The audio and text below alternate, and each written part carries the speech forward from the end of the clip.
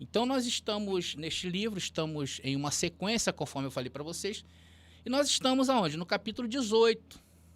E nós vamos falar sobre a grande prostituta. Esses assuntos de Apocalipse te interessam? Porque, na verdade, nós estamos dando um novo significado a esse livro. Se você quer ser liberto do erro do sistema religioso, meu irmão, eu acho aí uma boa você assistir os nossos estudos, tá? Por isso que eu criei uma playlist aqui no canal, para que você veja todos os nossos vídeos, mensagens, estudos sobre o livro do Apocalipse.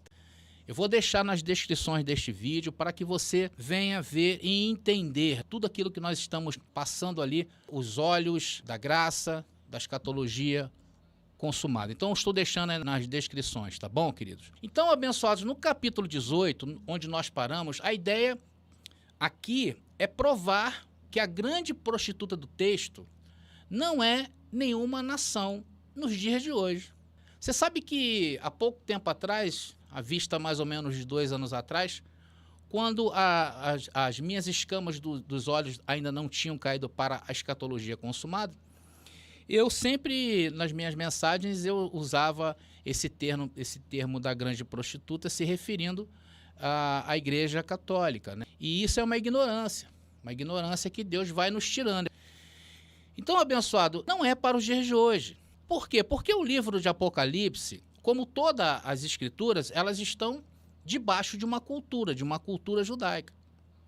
Eu não posso pegar partes deste livro e olhar para um versículo como, por exemplo, desse da grande prostituta e achar que isso se refira a algum país, se refira a alguma pessoa, a alguma entidade religiosa, a alguma seita nos dias de hoje, porque não é assim que funciona o Apocalipse. Então, abençoado, isso é o que nós vamos mostrar nessa mensagem de hoje. Eu quero também avisar vocês que essa mensagem, ela se encontra nas nossas apostilas, é na apostila 11. Então, para você que quer adquirir nossas apostilas, fique à vontade. E as nossas apostilas, ela tem muito mais detalhes e recursos para que você assimile bem isso que nós estamos falando hoje. É muito importante. Vamos então prosseguindo na mensagem de hoje.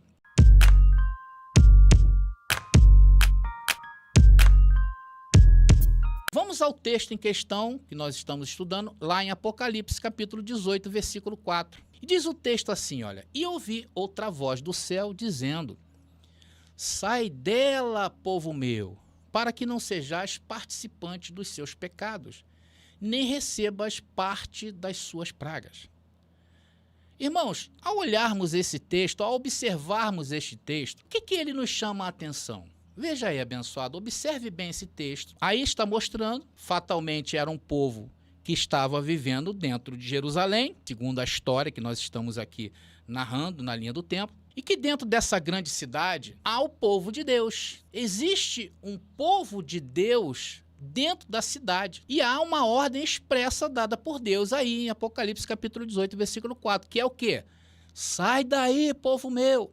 Sai daí para não receberem o castigo das pragas. Irmãos, e que povo era esse de Deus que ainda estava dentro da cidade? Que povo era esse? Esse povo eram os remanescentes, ou seja, esse povo eram os judeus que se converteram ao Messias Jesus, como nós temos visto anteriormente. Está falando aí sobre os 144 mil. A ordem foi dada para os 144 mil. E estes são mencionados nessa profecia, 18:4. Esses aí escaparam antes da chegada do final da grande tribulação, como predito por Jesus em Lucas capítulo 21, versículo 21. Então, quem estiver na Judéia, fuja para os montes. Quem estiver na cidade, saia. E quem estiver no campo, não volte para a cidade. Que cidade é essa, irmãos? Cidade de Jerusalém.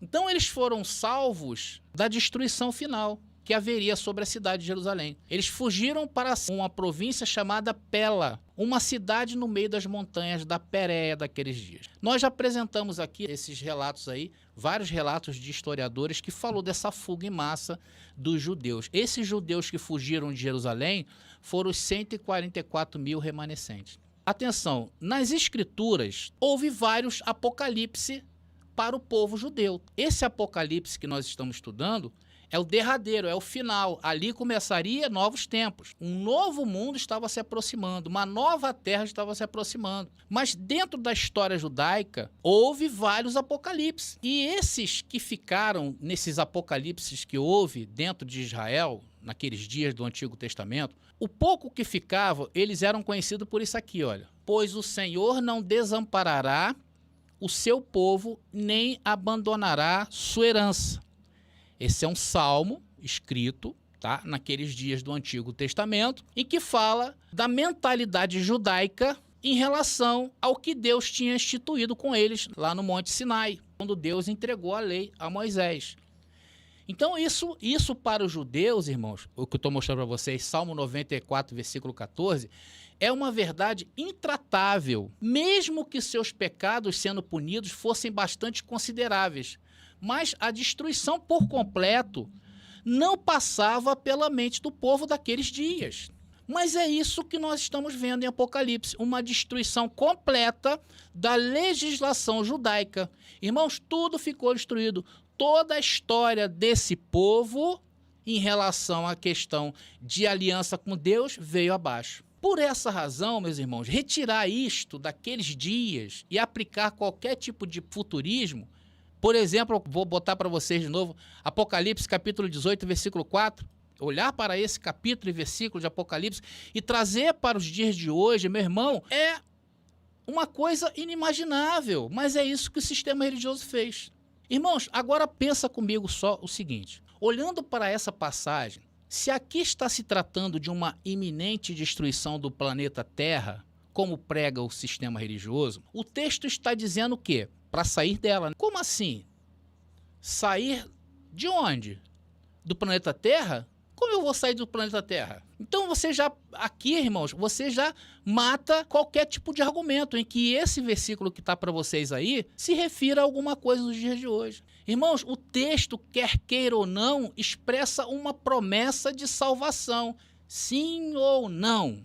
Não expressa, irmãos. Não é isso que nós estamos lendo? Então a conclusão que chegamos que em Apocalipse não está se referenciando ao planeta Terra. Irmãos, e muito menos passagens paralelas como essa que eu vou colocar para vocês, de 2 Pedro capítulo 3, versículo 12 e 13, nós não podemos pegar este versículo, que ele está debaixo, continua debaixo de uma cultura judaica, e que se refere ao Apocalipse daqueles dias, nós não podemos recortar esse texto aí e trazer para os dias de hoje e jogar na cara das pessoas e dizer que isso aí vai se cumprir, esperando o dia de Deus e já antecipando sua vinda.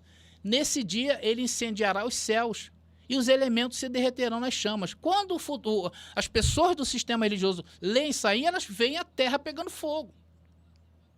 E aí o segundo versículo ali, que está dentro do contexto, que é o versículo 13, diz: nós, porém, aguardamos com grande expectativa os novos céus e a nova terra que ele prometeu, um mundo pleno de justiça. Se isso aí se estivesse se tratando de um fim do mundo, como é que Pedro ia escrever isso aí, irmãos?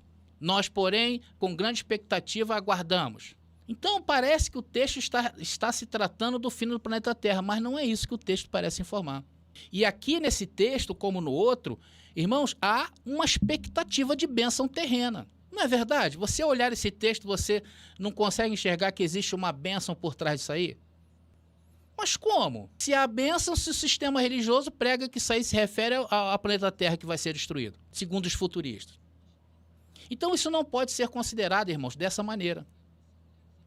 Irmãos, até mesmo as próprias palavras de Jesus, quando ele esteve em seu ministério terreno, quando ele esteve em um corpo de homem, lá no Sermão do Monte das Oliveiras, onde ele começa a falar sobre o fim do mundo, daqueles dias, onde é explicitamente ordenado a fugir do apocalipse por meios humanos. Não é isso? Jesus falou, se você está no campo, fuja a pé, fuja em outro dia que não seja o sábado. Não é claro isso? Jesus parece dar a entender que tem como fugir do apocalipse. Mas por quê? Porque Jesus estava se referindo àqueles 144 mil que iriam fugir de Jerusalém, para aqueles que estavam no campo não voltar para a cidade. Como é que eu posso imaginar diante dessas palavras de Jesus Cristo e dizer que Jesus estava pregando sobre o fim do mundo? Isso é um absurdo, irmão. Então esses versículos para os futuristas inquirirem para que aí se forme uma destruição do mundo de hoje, aí eles começam a fazer o quê? Eles terão que fazer os seus famosos remendos. remenda interpretações alegóricas com interpretações literais. Começa a fazer uma farofada da escatologia deles. E aí, meu irmão, a conta não fecha. Por isso, meus queridos, que nem eles lá no sistema religioso querem mais pregar sobre isso. Por quê? Porque eles se enrolam. Por isso, meus irmãos, que as nossas interpretações, elas são lisas, são coesas. A gente ouve e diz, é verdade. Como a Sônia botou lá agora no chat. É verdade. Por quê? Para nós que entendemos e ensinamos o preterismo completo, essas indicações simples e diretas, elas devem ser interpretadas como a fuga de Jerusalém antes da destruição do ano 70 depois de Cristo lá, do templo, todos eles.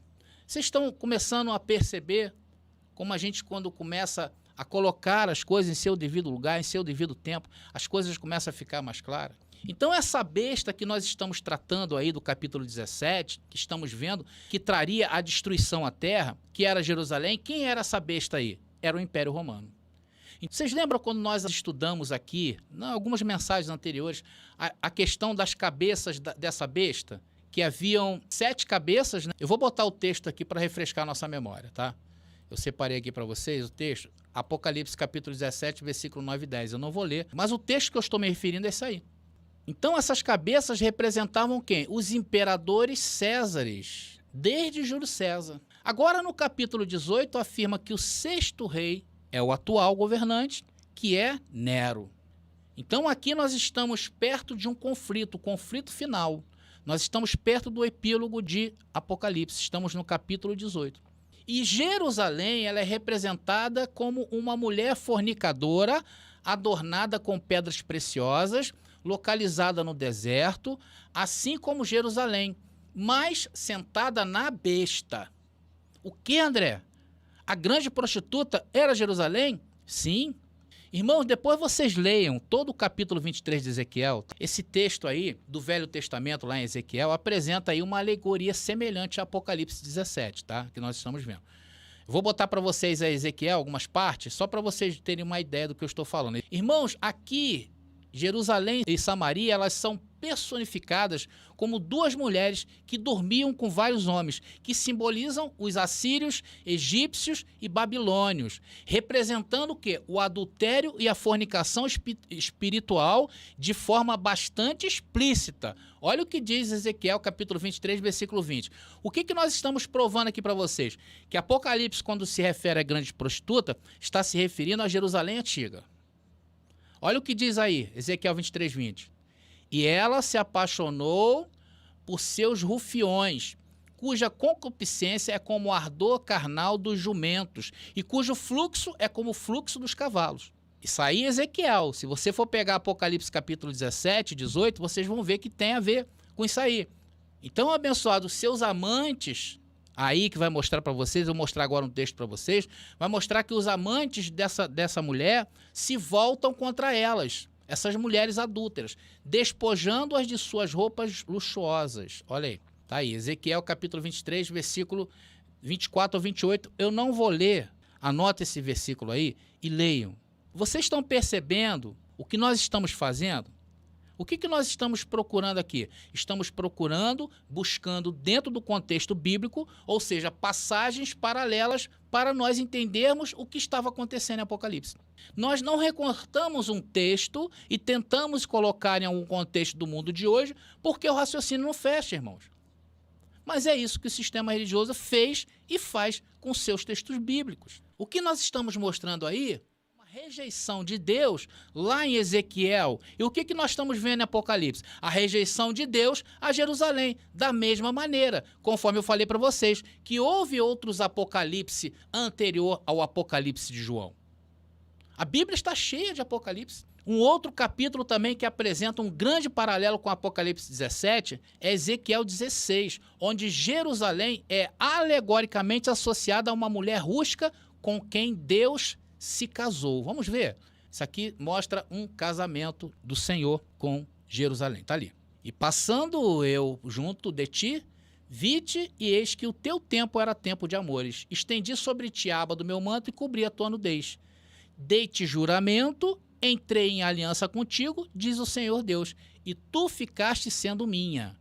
Então está falando a nação, está falando a Jerusalém, a terra prometida. E aí diz o texto de Ezequiel capítulo 16, que ele lavou, a perfumou, a adornou com ouro, prata e roupas de linho. Olha só o que o Senhor fez com a nação de Israel. Está aí Ezequiel capítulo 9, 16, versículo 9 ao 13, eu não vou ler para nós ganharmos tempo, tá bom, queridos? Depois vocês anotem e depois vocês leiam. Mas com tudo o que Deus fez, essa mulher era desonesta, ela fornicava, e isso, abençoado. Ezequiel capítulo 16, versículo 15 vai nos mostrar isso, ó. Tá dizendo o texto aí, mas confiaste na tua formosura e te corrompeste por causa da tua fama e prostituías-te a todo o que passava para seres dele. Olha só, por esta razão, Deus a chama de quê? Prostituta. Isso mesmo, abençoado. Ezequiel capítulo 16, versículo 35. Olha aí. Portanto, ó meretriz, ouve a palavra do Senhor e avisa que seus amantes se voltarão contra ela para destruí-la com fogo. Depois vocês leem o versículo 37 ao 41, tá bom, abençoado? Vocês vão ver que o negócio era bem pesado mesmo. Então, por causa do seu adultério, Deus também chama repetidamente Jerusalém de irmã de Sodoma. Deus chama Jerusalém de irmã de Sodoma. Está lá registrado no mesmo capítulo aí de Ezequiel 16, agora nos versículos 48 ao 58. 48 ao 58. Irmãos, historicamente, o desfecho dessas passagens em Ezequiel que nós estamos vendo, a Babilônia devasta Jerusalém. Tá? Esse aí é o contexto histórico que se cumpriu. Eu não estou falando que esse texto aí, ele é o cumprimento de Apocalipse. Não, Apocalipse é um outro Apocalipse. Esse Apocalipse aí se cumpriu naqueles dias. A Babilônia devasta Jerusalém após profetizar essas palavras, queimando sua cidade e seu templo, quando? Em 586 a.C. Então, irmãos, a imagem em Apocalipse mostra o quê? Uma mulher montando a besta, que essa parte é muito importante. Então, a imagem que nós estamos vendo aqui em Apocalipse mostra essa mulher montando a besta, que a besta tem 7 cabeças, e essas 7 cabeças são os reis. A mulher é Jerusalém. Agora, esta cena, meus irmãos, ela faz mais sentido se entendida como a mulher fornicando explicitamente com a besta aberrante. É isso que nós estamos vendo. Uma prostituição. Nesse sentido, estar sentado na besta é um eufemismo para se referir ao adultério espiritual que Jerusalém comete com Roma. O que estava acontecendo aqui, irmão? Jerusalém estava abandonando o seu verdadeiro Deus, da mesma forma que Israel fez no passado com as demais potências estrangeiras. Como mostrado, nós mostramos nos estudos anteriores por nós, quando os judeus crucificaram o Messias. Quando os judeus crucificaram o Messias, eles aludiram ao fato de César ser o seu senhor. Eles ignoraram o seu senhor e adoraram a besta, caindo no mesmo tipo de prática que os israelitas do tempo de Ezequiel com relação aos povos vizinhos. Irmãos, na verdade, essas ações é vista como os judeus prestaram honras e homenagem a Roma. Embora os judeus praticassem a lei que proibia a adoração dos homens, na prática eles alegavam o quê? Fidelidade a César. Os judeus adoraram César, o opositor, a besta, Satanás. Caíram nessas práticas, faziam parte de quê? Da sinagoga de Satanás, como denunciado em Apocalipse capítulo 2, versículo 9, que eu vou colocar para vocês aí. Tá aí, a denúncia está feita. Por que era a sinagoga de Satanás? Conheço suas aflições e sua pobreza, mas você é rico. Sei da blasfêmia dos que se opõem a você. Eles se dizem judeus, mas não são, pois a sinagoga deles pertence a Satanás. Por quê? Porque ao negarem o Messias, eles começaram a frequentar, então, ou a adorar a César, ao imperador César. Por isso que João aí, através do anjo, denunciou. Eles agora pertenciam a qual? A sinagoga de Satanás. Estava destinado o fim dos dias para aqueles dias de Jerusalém. Apocalipse capítulo 3, versículo 9 também fala, olha aí. Veja, obriguei aqueles que pertencem à sinagoga de Satanás, os mentirosos que se dizem judeus, mas não são. A virem, prostaram-se a seus pés e reconheceram que amo você. Então, esses textos que nós estamos mostrando a vocês, está tudo dentro de um contexto ricamente judaico. Aí está, meus irmãos, Apocalipse sendo ressignificado diante dos nossos olhos, com uma interpretação tremendamente limpa e de fácil entendimento. E por fim, para encerrar os estudos de hoje, esse estudo aí está na apostila número 11, tá bom, queridos? Se você aí quiser cultura, todos esses versículos, essas referências, textos em grego, tudo isso você encontra nas nossas apostilas, tá legal? Eu te aconselho a isso. Quer um bom conselho? Adquira aí a apostila número 11. Não, faz o seguinte, adquira todas. Nós temos 11 apostilas, tá bom? Então, meus queridos, o fato é que essa união idólatra entre os romanos e os judeus fez com que Jesus fosse crucificado pelas mãos dos romanos. Mas instigado por quem? Pelos judeus. Como mostra, né, os capítulos 23 de Lucas e o capítulo 19 de João. Depois vocês leiam. E até mesmo os santos enviados, depois que Jesus comissionou os santos ali, os irmãos que começaram a pregar essa palavra de arrependimento para aqueles dias, também foram mortos e perseguidos. Conforme denota lá em Atos capítulo, vou colocar as referências para vocês aí, abençoados.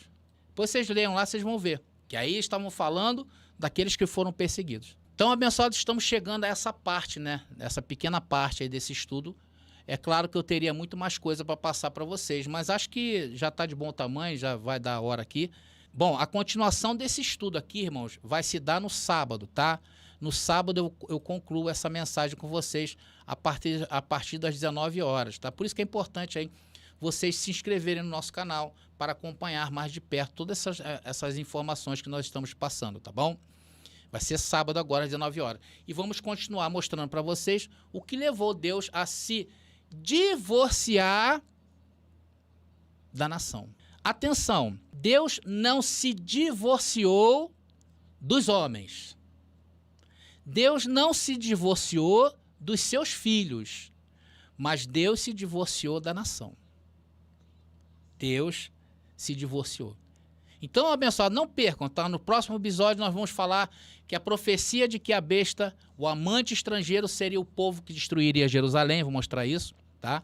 Veremos a corrupção, vocês vão ver na próxima mensagem, a corrupção que já tomava conta de Jerusalém, estava generalizada a corrupção, onde colocaram um sumo sacerdote, que além de não ser descendente de Levi, nem era israelita, irmãos. Nem era israelita. Olha só, vocês vão ver na próxima mensagem. Vocês verão o porquê da justificação para Jerusalém e seu povo, atenção, deixarem de ser chamados de santos ao Senhor. Eles deixaram. Eles passaram a posição de santos do Senhor para abominações da terra. Vocês vão ver no próximo capítulo. Olha o que Deus fez com esse povo que estava condenado ali em Jerusalém, que ia morrer, hein, abençoado? Eles foram chamados de abominações da terra. Vocês verão a lamentação dos mercadores sobre Jerusalém como centro comercial do Levante, e isto prova que eles mantinham relações financeiras com Roma, a besta.